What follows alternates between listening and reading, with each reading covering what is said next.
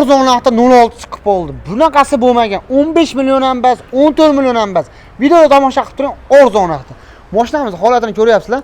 Oldilari ham haqiqatan lovillab turibdi. Mashinamiz 82-yil deyaptilar. Holat haqiqatan zo'r. To'rtta yaxshi balonlar qadab qo'yganman deyaptilar. Endi qadaganlar ham ancha bo'libdi ekan. Mashinamiz motorlarida umuman ishi yo'q deyaptilar. Akkumulyator yaxshi holatda, temir metani bor ekan. Oladilar, faqat minadilar deyaptilar xolos. Mashina salonlarida Dekonni mashinasi chexoli bor ekan. Holat yaxshi sarabini qilib, ammo tashqarisi haqiqatan lovillab turibdi mashina. Mashinamiz sostenasi zo'r ekan.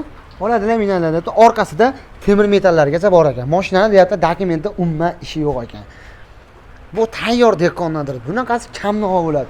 Mashinani deyaptilar, chaqir-chuqur joylari umuman yo'qda, ashvit bo'lganda motorda umuman ish yo'q. Tak, narxiga keladigan bo'lsa, narxini aytdim, 15 million emas ekan, 14 million emas ekan, 13 millionga beraman dedi. Aka, bosh xotirama endi, mana bu narsalarni ham yaradim. 12 millionga berasizam, jonjiga. Aka, xalq maza qilsin, bo'ldi uka. Sizning nomingizdan kelsa 12 millionga beraman dedi. Faqat deyaptilar, generalni ham beraman deyaptilar. Undan tashqari deyaptilar, nasiya savdoga bermayman, variantga bermayman, faqat narxga sotaman deyaptilar. Xuddi shu videoda 06 ololmagan do'stlarni tashlab beringlar, obuna bo'lish esdan chiqmasa, narxi 12 million. Obuna bo'lish esdan chiqmasa, kommentariyaga fikrlarini qoldirib ketinglar. Narxi arzonmi, arzon emasmi?